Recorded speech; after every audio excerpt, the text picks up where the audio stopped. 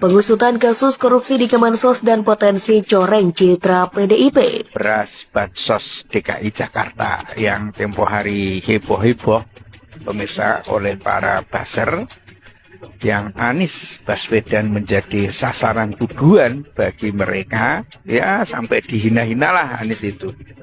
Tahu nggak, ternyata pelakunya adalah gerombolan mereka sendiri, ya.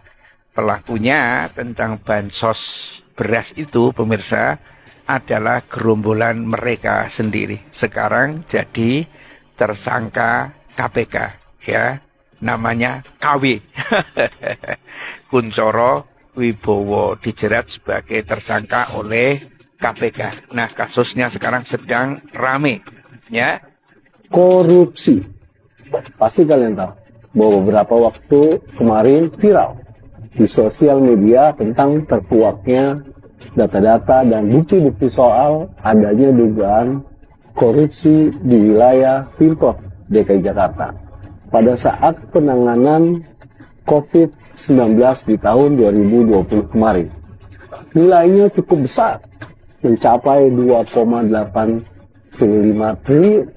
Adapun mengenai siapa pihak yang telah ditetapkan sebagai tersangka dalam perkara ini, pada saatnya nanti ketika penyidikan ini cukup, pasti kami akan umumkan secara resmi, termasuk juga konstruksi perkara ini secara utuh dan juga pasal-pasal yang diterapkan. KW ini, Kuncoro Wibowo ini diangkat jadi Direktur Transjakarta.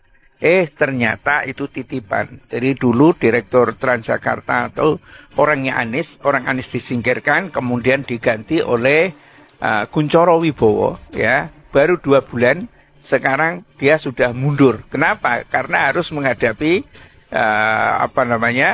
persoalan di KPK itu. Nah, Komisi Pemberantasan Korupsi juga harus berani untuk menyelidiki lebih dalam dugaan korupsi yang ada di era Gubernur Anies Baswedan pada tahun 2020 ini.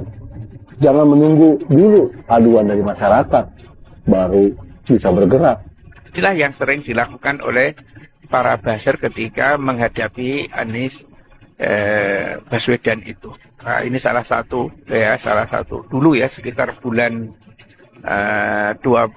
Januari tanggal 20-an apa berapa gitu ya. Namun demikian, sebagai bentuk keterbukaan informasi KPK kepada masyarakat, kami akan sampaikan setiap perkembangan dari kegiatan penyidikan dugaan korupsi dimaksud. Awalnya tidak setuju, jadi memang KPK itu sendiri juga kepentingan politik. Tetapi ketika para buzzer itu ngotot untuk membongkar beras bansos yang mungkin ya, kalau ini sampai terjadi pada Anies, habis itu Anies gitu. Ternyata pelakunya justru ketika diteliti terus ya, itu adalah dari mereka itu sendiri.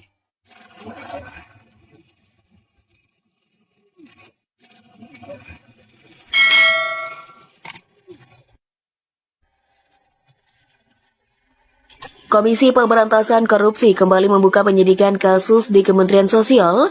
Kali ini lembaga anti rasuah menyidik dugaan korupsi penyaluran bantuan sosial beras di era Menteri Sosial Tri Risma hari ini. KPK mulai penyidikan baru terkait dugaan korupsi dengan pekerjaan penyaluran bantuan sosial beras untuk keluarga penerima manfaat program Keluarga Harapan tahun 2020 sampai dengan 2021 di Kemensos RI, kata PLT juru bicara penindakan KPK Ali Fikri dalam keterangan Rabu. Ali mengatakan perkara tersebut disidik setelah KPK menerima laporan aduan masyarakat. Penyelidikan tersebut lantas dinaikkan status ke penyidikan karena dinilai menemui bukti permulaan yang cukup akan segera menetapkan tersangka. Ketika penyidikan ini kami anggap telah tercukupi untuk pengumpulan alat bukti, maka identitas dari para pihak yang ditetapkan sebagai tersangka, kronologi dugaan perbuatan pidana sekaligus pasal yang disangkakan akan kami sampaikan pada publik, kata Ali. Ali pun berharap agar pihak yang dipanggil penyidik kooperatif dalam pengungkapan perkara. Ia pun diminta agar masyarakat ikut mengawal kasus. Pria yang juga jaksa itu memastikan KPK akan menangani sesuai koridor hukum.